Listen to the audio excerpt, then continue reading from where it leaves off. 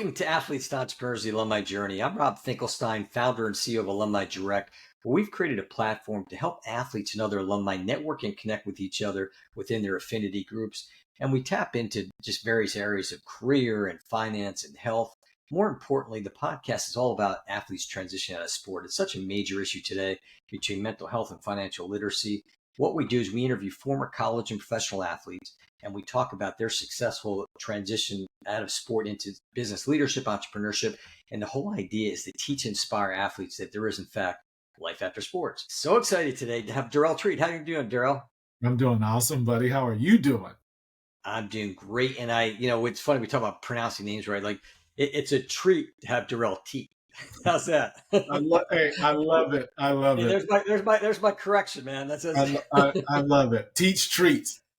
Yeah. So Darrell played basketball at Santa Clara, and when he graduated, he got into what was then called the ABA, not the original ABA, but kind of like the Professional Development League, which ultimately turned into today's version of the D League or G League in the NBA. But he realized that that wasn't going to be his path in life. And so he went on a journey of doing all different types. He got into recruiting and other areas, sales, pharmaceutical sales. Ultimately, he today is the CEO and founder of CxORE. And what they do is they do fractional executive leadership. So we're a little place like CEOs and CFOs that companies have need. And they also have another division or section of it where they do back office support. Yep. So Darrell, talk a little bit about playing sports growing up. How did that shape you leading up into college? So first off, thank you very much for having me on the show. Pleasure. Being a friend of a friend and, mutual colleague, I got a chance to see a little bit of the past episodes. So it's an honor and a blessing for me to be here today with you to share a little about my journey. And now I get a chance to tell my kids I was cool because I was on another podcast. So I definitely appreciate you. Also, I do want to let you know that not the founder of CxORE. I got to give a shout out to our founder, Bob Gregoire. But I am the second CEO. But I've been with seeing the journey of the company ever since inception over 10 years ago. But to your question about, my journey of playing basketball, it was, I would say, the one thing in my life that shaped me to be the person I am today. All the life lessons, I'm sure like many of the athletes that have come before me on this show, it's invaluable from understanding that there is a return on investment when you put time in the right way and you work on the right things in order to be able to perform in the game. And it's not about all the things you do behind the scenes. It's really about what happens when the lights come on and you get paid to perform and to perform with excellence. The controlled adversity, when I was going through it, I was like, oh, this is the worst thing that can happen to me. Like, didn't start this game, or this happened, or I'm sitting out with an ankle injury, or I got lit up in the game and I couldn't figure out a way to guard this guy. At the time, it was the worst thing in the world. But being able to look back on it, really being able to recognize what's controlled adversity and being able to be really thoughtful about how to go through it. But then more importantly, what it means to be excellent and how to be a gracious winner.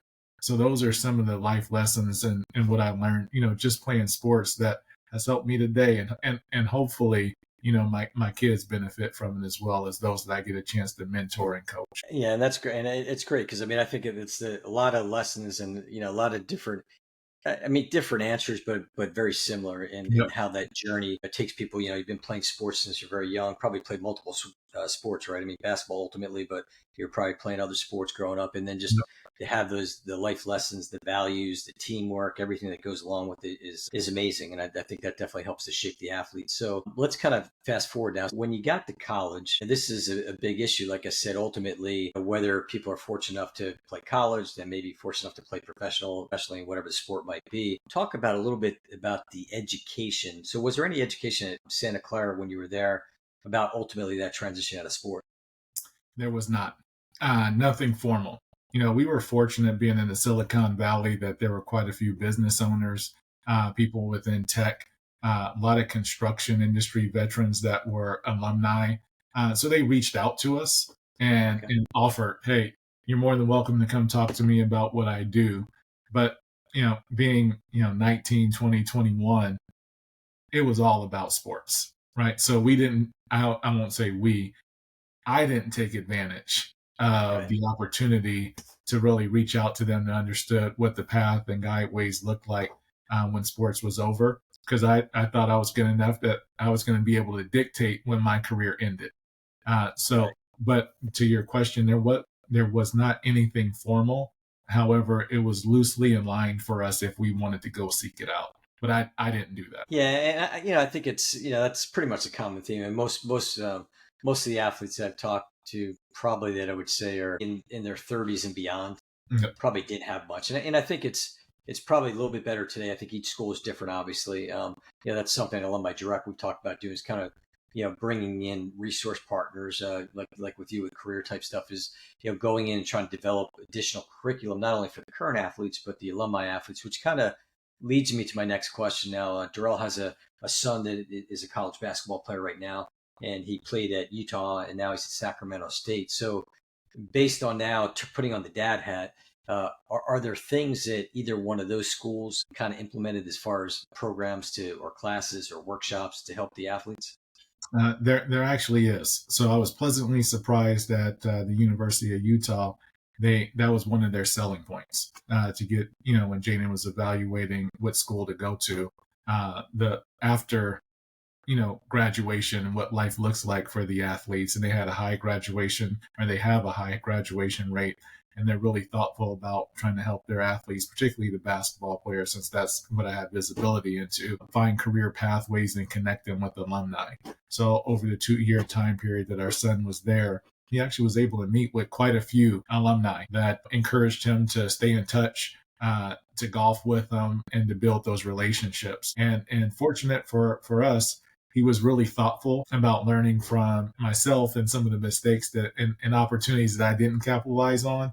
He actually was smart enough to say, you know what, I'm going to keep these relationships. And while he transferred to play at Sac State with my former Kings player Mike Bibby, he still actually went back this summer to Utah and spent a week there connecting with the alumni and some of what he calls his civilian friends who didn't play sports. No, and that's great. We're going to talk more about that whole networking bit, because I think it's so critical. And I think with the back to the transition out of sport, it's interesting too to again, that was that choice, and that's one thing we talk about too to some of these Yeah. athletic departments, is that I think that's a good thing in recruiting. Obviously, if you're looking at say 3 or 4 different schools, and one has a program like Utah has it, I'm not going to say that people at other schools don't care about their athletes. They do, but a lot of it has to do with the sport itself. So to be able to have programs available to their current athletes, and then hopefully to the alumni athletes as well, because it's that's one thing as a parent, you're going through it now, that I think you look at is that, okay, well, once they're done,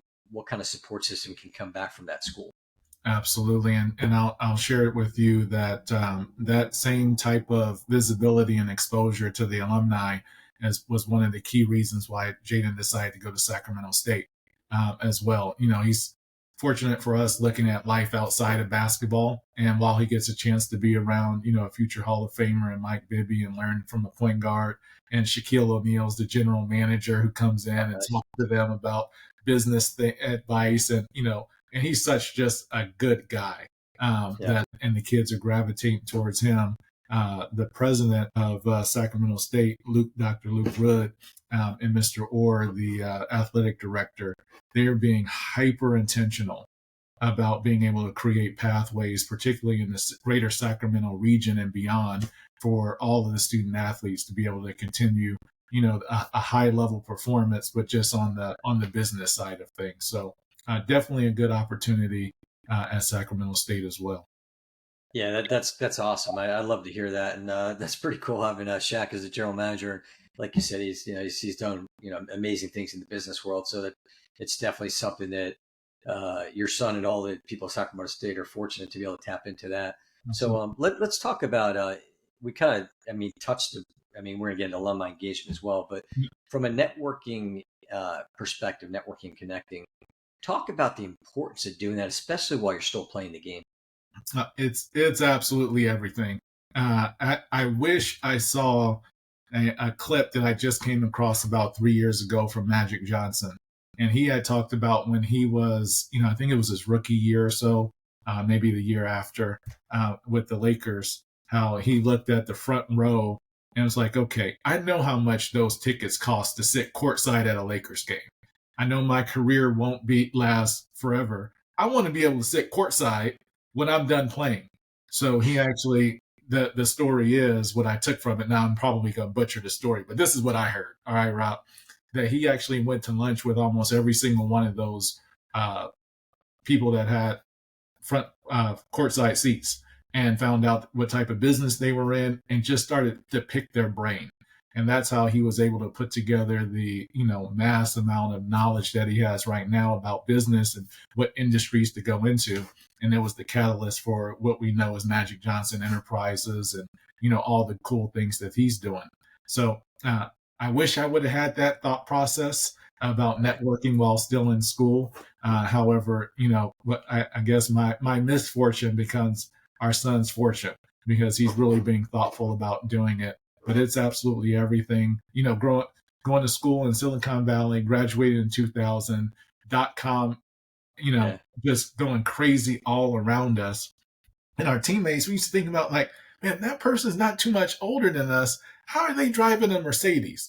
We just kind of like chopped it up to, oh, it's family wealth, not knowing the type of work that was going on all around us. And all we had to do was just lift our head up and see and ask a couple of questions. And our careers after basketball, after sports, would have been totally different. So I encourage every athlete to really tap into their network. And I still have friends from Santa Clara to this day that were just close around the program. However, the alumni was a total missed opportunity for me. I make sure I share that all college athletes. If you're playing right now, make sure you create a strategy. And all it is just execution of a strategy to be able to identify how you want to go build those relationships. What information do you want to get? And then what's the follow-up strategy to make sure not only do you meet the people, but you actually build an authentic relationship, a genuine relationship with them. Because one of my mentors told me a long time ago, relationships is the greatest currency. I totally believe in that. And I think the way you approach it too, I mean, I always talk about kind of that pay it forward mentality of just, how can I help? And the one thing we try to stress too is that even starting young, like, and this doesn't necessarily have to be athletes, it could be anybody, but like, in high school, I mean, just think about your teammates then and their parents and the coaches. And then, like you said, college, definitely, like, I've heard some really good stories about just, like you said, they didn't necessarily have to be an athlete, just your fellow students, which ultimately became fellow alumni, is just, build that relationship. Because, one thing comes up in a lot of my podcasts, I was talking to one of the, like an agent, and he was saying that one of the biggest failures you see, especially with these professional athletes, is that they've kind of got the nose to the grindstone. Understandable, I mean, it's their sport, but what they do is they don't network and connect while they're playing, while they're relevant. And then all of a sudden they're done. Like, okay, well, where's my 6-figure job, whatever? And well, it might not be there because you haven't built the relationship. So it's so important. And then the other thing I would bring about a lot of times too is I'll talk about, just because you're young doesn't mean that you don't have something to offer. Because a lot of times they go, well, this person's a millionaire. What can I offer to Shaq? Well, you never know. It could be that maybe they have kids and you help their kids, or maybe these people want to just be around athletes and you just bring that energy to them. So highly encouraged to your point with the networking connecting. Love it. Yeah. So, all right, let's you alluded to it before, but let's kick into alumni engagement. So important, and we kind of talked a little bit offline about it. But when you were there at Sacramento, Santa Clara rather, was there a alumni coming back, and not just for the homecoming and all, and it could be across all sports, not just basketball, but were they coming back to kind of interact with the athletes in kind of like in a mentoring capacity or networking capacity? Not at Santa Clara. We didn't have that. Or if it was happening, I just didn't know it was happening. However, okay. I did, run across some alumni because they were just around, quite frequently. Kurt Rambis, former Santa Clara basketball player and one of the Laker greats. He's one of the reasons why I actually was able to continue playing. He put in the work for with the San Diego wildfire, and one thing happened, and another agent said the same thing, like, oh, well, we need to get this guy Darrell on our team. And Steve Nash is one of the most genuine people that you'll ever come in contact with. So he would just be around the program, working out in the summers with us. So that's how we were able to stay connected. There wasn't a formal program like it is now. Our son has been introduced, particularly at Sacramento State, to so many current and former NBA players, because it's been really intentional, not from a recruiting standpoint to get players to come there, but I see now more coaches, particularly those that actually have played at the highest level of professional sports, understand what the life is like after. So they want to help get their athletes the exposure needed, early on, and almost be really forceful with, no, you need to know this person, and you're going to talk to them, because this is what it's going to lead to.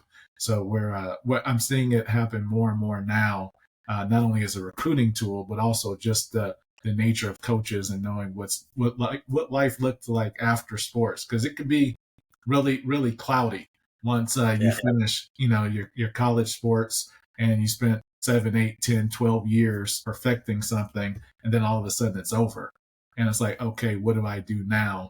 And so I was cloudy for a very long time, until all of a sudden the sun came out, and it's like, I can see clearly now, the rain is gone. But love that song. But that's actually how going through a particular leadership program called the Nehemiah Emerging Leaders Program just opened up everything for me. Yeah, that's great. And I think that's a big part of, obviously, about the transition out of sport. I mean, a lot of times the athlete they look at themselves as the athlete or the sport. So you're Darrell, the basketball player, Rob, the runner, it could be Susie, the swimmer, whatever it might be. But that's the way to look at it, and just encourage it. No, I mean, you got a lot going on, and even to the point of, this kind of brings up another question, is that especially in what you're doing today, people want to hire athletes, and I've heard stories of these, talking to current athletes now, in school, and they're like, oh, I went to career services, and they didn't think much of my resume. Well, they really haven't had a chance to do the internships. But then I say is that, well, being an athlete is a resume. Absolutely. And people want to hire athletes because they're leaders, and their perseverance and teamwork and practice and everything else that they have. So maybe talk a little bit about that, especially in a position now today with you of like looking at hiring athletes. Absolutely. Everything that you mentioned was spot on. The life lessons that you're able to carry through from sports into the business world, if you're intentional about it, sets you apart right from day one as you enter the professional work world, or corporate America, or entrepreneurial endeavors, or whatever it might be, because it's about consistency and discipline and execution, right? And as an athlete, no matter what sport you're playing, you got to execute. And if you don't execute, you're either going to sit on the bench, and if you're in the game and playing and you're not executing, you're going to come up on the losing end. And losing is not fun, right? There's Eric Thomas says, winners win and losers lose. And it's really about those who are executors. You may not have all the answers, but you figure out how to get the answers and execute. And also, one of the other things about, athletes, particularly on the college side of things, high-level athletes, are used to playing in uncertain times, right? So like, you don't know, there's ebbs and flows of the game. You don't know if you're going to make the shot, but you got to trust the work that you're going to make the shot anyway. So, just being able to work and execute through uncertainty, and particularly like moving forward, like the whole business as usual is not going to be the case. Like with geopolitical tensions that we have going on, with, things that transition within our own country, with different policies being rolling out, the social media, whatever it might be, like our world, AI, our world is going to be constantly evolving. And for the athlete, we're used to operating in those endeavors and don't get really hung up with, we don't know what the answer is going to be. We can raise our hand or go find something, you find the answer, and then you execute.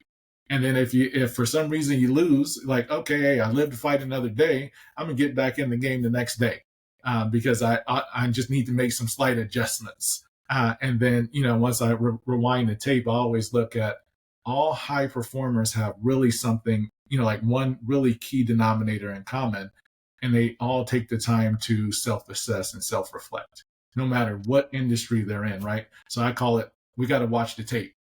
And when you watch the tape every day, it's like, all right, I won on these things. I need to get better at that. And then as long as you learn, right? Kobe says, I never lost. I just learned. So you take those learnings and you implement and execute, right? Then you just get better and better over time in handling adversity. So all that to say, when athletes really think about what they have to bring to the table and what sets them apart, all those lessons learned and lived experiences allow for them to really participate no matter what industry at a very high level. So I'm always looking for, and we are always looking for former athletes or current athletes in order to join our company. Yeah, I mean, that's great. I'm so glad that you shared that, because I think it's, back to the whole thing is you're done with your sport. I mean, you should be, what Darrell just said, you should be encouraged by that. I mean, it's a testimonial to that athlete skill set DNA to be able to, put yourself in that position Yep. and know that there's people out there that want to help you and that, want you to be a part of it. Let's talk about, I'm sure you said you watched a couple of the episodes. You're kind of, so I don't know if you got to where I asked the questions. If you did, you'll be prepared. If not, it's not a big deal. But if you let's go back in time, so Back to the Future. If you could go back to freshman Darrell, what advice, 10 words or less, would you give him? This is at Santa Clara. Very good question. And I would say be a constant learner. Don't think you have all the right answers. Just learn and implement. That's the advice that I would give myself. My career would have accelerated much quicker because I would have took the advice from some of the older players rather than competing with them. You got to compete, but I would have learned from them, learned what they did really well, and just immediately implemented it to my game. It would have helped me elevate much quicker. Yeah. Okay, that's great. And then let's fast forward to senior Darrell. Yep. So senior Darrell would be to look out on the horizon and understand that you are more than a basketball player, and to really tap into all your gifts and talents that you were blessed to have. I call them superpowers.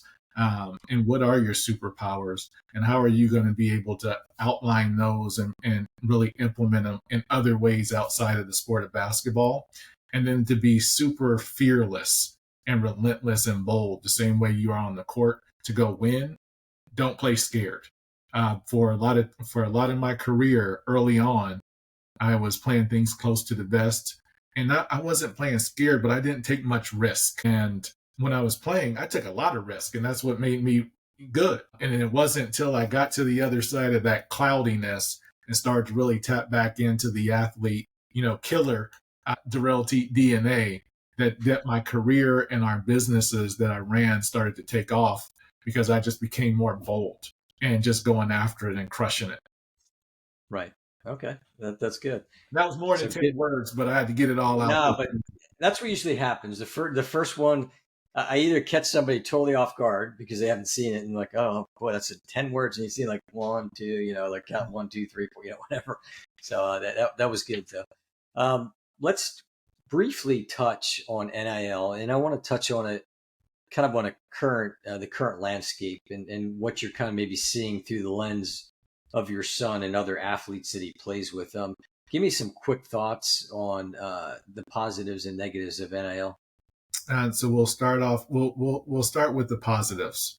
The positives are a phenomenal opportunity for the student athlete to be able to use what they've worked for as far as honing their gifts and their skills to be able to set themselves up for the future. Right. It is a phenomenal opportunity. And I'm sure that you've seen, and all of your listeners have and viewers have seen the reported amounts of money that some of the student athletes are making, particularly when it to the large volume sports like football and basketball. And all those, and most, I'll say this, most of it is true. Right. They are making, some of them in the millions per year. So I think that's really, really good. I think it's also, the positive is for some of these athletes that are, fringe, may not be, NBA major professional, but may need to go abroad and play. And they're deciding, do I really want to do this or do I want to get into business? Now that I've been exposed to more entrepreneurship, I may not have to, go through the ranks of playing abroad, and I can stay here close to family, get my business career started right now, um, or entrepreneurial endeavor. Phenomenal Yeah. platform to be able to do that. Now that there's advisors around them, if they're fortunate enough to have advisors around them to invest in opportunities. So those are two really good positives, I think major positives.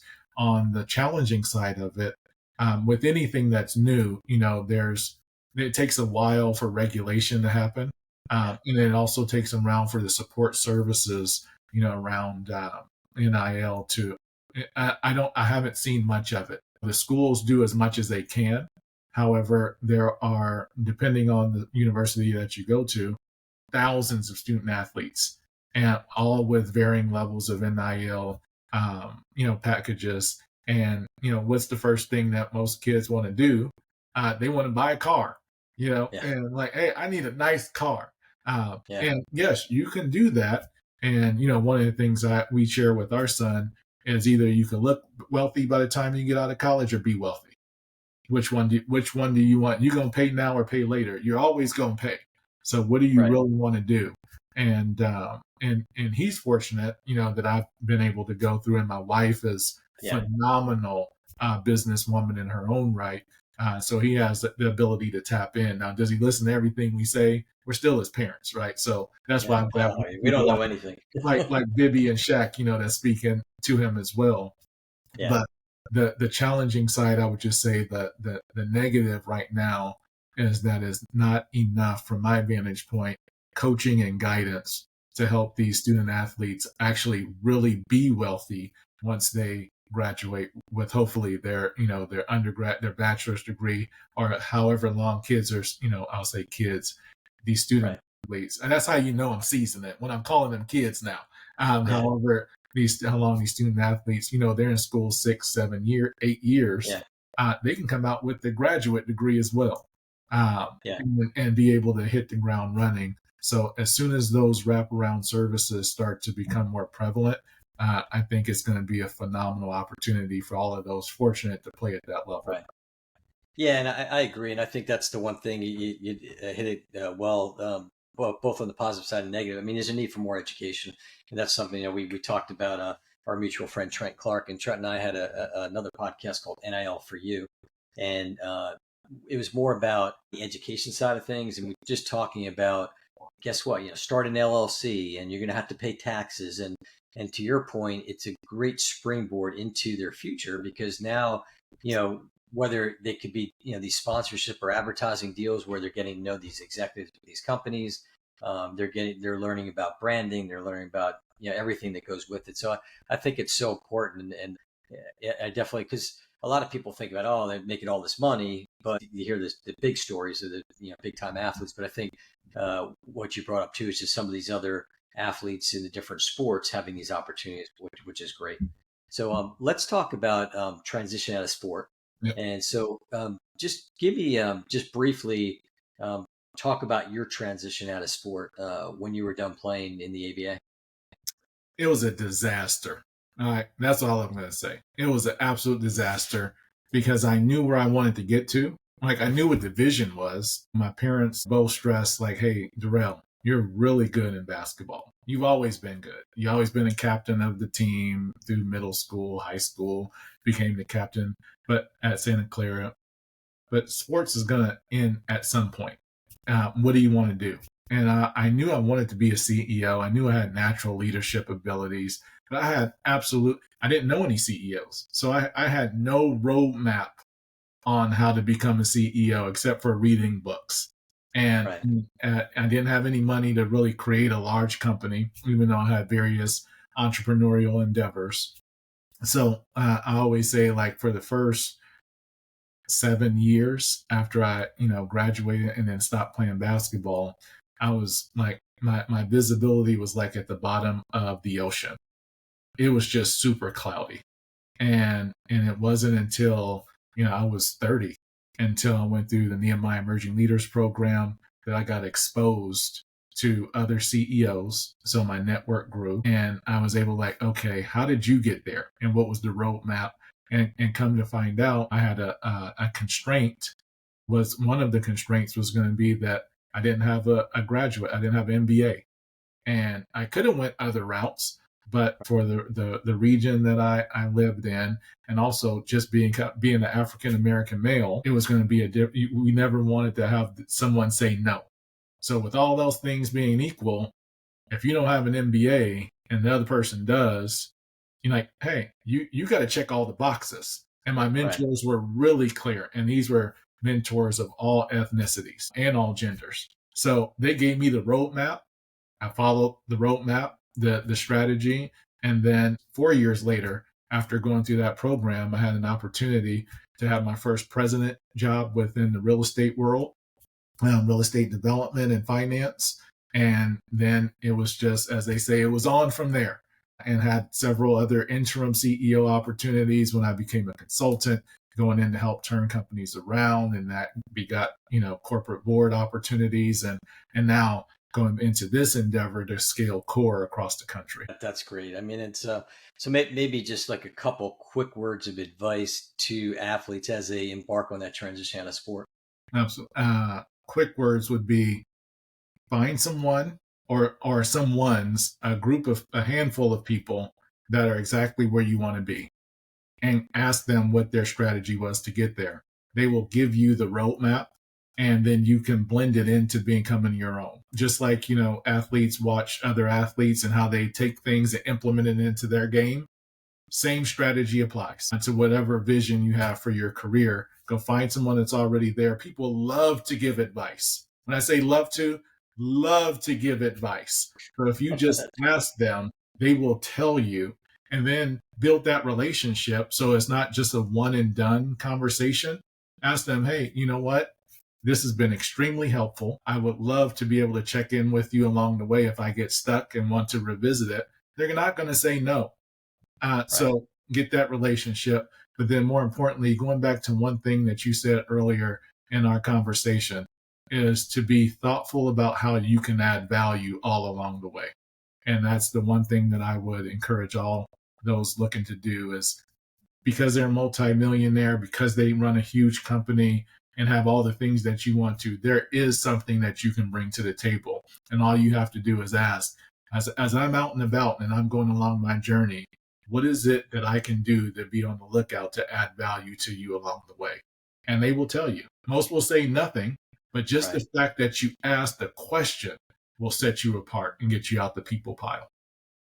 Yeah, I'll tell you, I always talk about nuggets, and there's nuggets right there. Darrell just brought up. I mean, just so many great things. I like the whole idea of the roadmap. I mean, that's the problem. I think is a lot of athletes are so ingrained in their sport, which is understandable, but they don't have that plan, the game plan, the map for afterwards. So let's fast forward to today, and talk a little about CxORE and some of the great things that you're doing, and how you're trying to expand, like you said, across the country and in these different areas. Excellent. Well, thank you for the opportunity to share a little bit. Like you said earlier, so CxORE provides fractional interim executive services. So we place interim CEOs in for-profit and nonprofit companies across the country. We have about 24 fractional CFOs that work across every industry right now. That's one of our primary service lines, is fractional CFOs. We love solving problems. The other problem we solve is companies that have a hard time growing because the executive management team or the founder is working in it and can't work on it. And we always know, we know what happens when you're stuck working in it and can't be strategic, right? I feel you, man. That's why I'm in that right now. And that's the problem that we solve. So our back office solutions with HR, finance and accounting, technology, and administration, we come in and we are the outsourced back office for small and medium-sized companies. Now across the country, we have 2 international clients, one that's based in London and the other in Germany, where their CEOs reside out of there. So we solve problems. We run to the fire, as they say. And I believe that I love the Avengers because everybody has a superpower, and Yeah. the Avengers are only called in when there's a problem. So we are growing as fast as we are because we actually look for problems to go solve. People Yeah. don't call us because it's like, hey, everything's going hunky dory. They call us because they know they have something special. They're not spending their time really growing the company, and they need some expertise in order to build a strong foundation for them to grow on that's the back office side. But they also know that they need higher level financial insight in order to be able to make strategic decisions to grow the business. But they can't afford a 300 to $500,000 a year CFO, but you can afford a fraction of one to be able to Sure. give you that insight. So we solve that problem as well. Okay, that's great. And so I definitely encourage you got to go out and get with Darrell and Core on that. So how can people find you? The best way is CxORE.com. That's our website, CxORE.com. You can find us on LinkedIn as well. Send us a message, and somebody will follow up within 24 hours. Because we're small and mighty right now, and I just love to talk to business owners and executives, you're going to end up finding your way talking to me some kind of way. And then I'll get you over to all the people who are much, much smarter than me that actually do all the real work and make things happen. We have, I'll say this, one of the things that we do, I would say that sets us apart from everyone else. We know that all high performing teams has a great culture. So we have the care philosophy, like we say, show them we care, and it's create amazing results and experiences. And in addition to creating amazing results and experiences for our clients, we do it for our colleagues.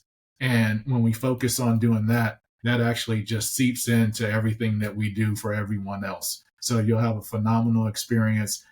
Even if we can't solve your problem for some reason, we can't, at least you'll have a whole lot of fun talking to us. Yeah, he seems like a pretty cool guy. Well, thank you. Thank you. Yeah, you're welcome. And you can find us at alumnidirect.com, and our podcast, Athletes, Entrepreneurs, Alumni Journeys, across all the different, it's on our YouTube channel, Alumni Direct, and the different, Spotify and Apple and all that. But I highly encourage athletes and others to watch and listen and follow the episodes, because there's every week, as I continue to call it, the nuggets, but we get great nuggets, and Darrell gave us some today. And, I look forward to, I always, when I get the chance to edit out the podcast and just really go back and listen to some of the stories and the advice, it's always great. And then I look forward to the episodes releasing. So, Darrell, thank you again so much. We really appreciate the time. Likewise, thank you. It's a blessing for me to be able to be on here. I learned a lot from you today just listening to your journey, before we started rolling the camera. You're making things happen, man. Keep doing your thing. I will. It's been a true pleasure.